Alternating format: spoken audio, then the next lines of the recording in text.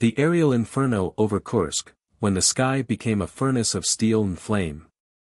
Before dawn cracked the horizon, the sky above Kursk trembled with the growl of engines.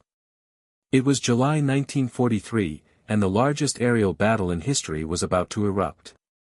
Soviet Yak-1 fighters, sleek and lethal, burst from storm clouds like a swarm of iron hawks, their ShKAS machine guns spitting tracer fire into formations of German Ju-87 Stuka dive bombers.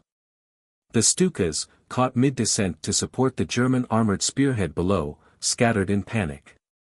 Their iconic sirens, the Jericho Trumpets, wailed like banshees, drowned out by the cacophony of gunfire and explosions. The Luftwaffe retaliated with Focke-Wulf FW-190s, their radial engines roaring as they sliced through the chaos. Pilots executed desperate defensive turns, weaving contrails into frenzied spirals, trying to shield their bombers. But the Soviets were relentless.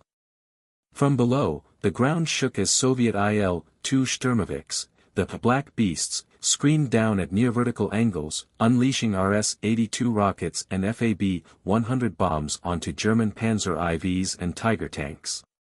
Each Il-2 pass left craters of fire, turning the steppe into a hellscape of molten metal and charred earth.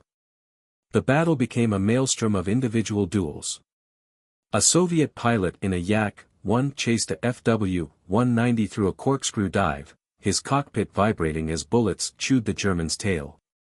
Just as he lined up the kill, the FW-190 pilot pulled an Immelmann turn, a maneuver so sharp it seemed to defy physics, flipping behind the Yak-1 and riddling its wing with 20mm cannon shells. The Yak erupted into a fireball, its pilot vanishing in a plume of black smoke. Elsewhere, a Stuka, its engine aflame, spiraled downward like a dying comet. The German crew bailed out, their parachutes drifting into the carnage below, where infantrymen clashed in trenches flooded with mud and blood. By mid-morning, the Soviets unleashed their trump card, waves of La-5FN fighters, fresh from rear airfields. These sleek, wood-end metal predators tore into the fray, their SHVAK cannons blitzing German formations. 3 FW-190s disintegrated in seconds, their wings sheared off by precise bursts. The Luftwaffe, desperate to cripple Soviet air power, redirected Heinkel He-111 bombers to strike airbases. But Soviet anti-aircraft guns, ZIS-3 cannons and DSHK machine guns, had turned the sky into a lethal tapestry. Flak explosions stitched the air with shrapnel, shredding bombers into falling confetti of burning fuel and twisted aluminum.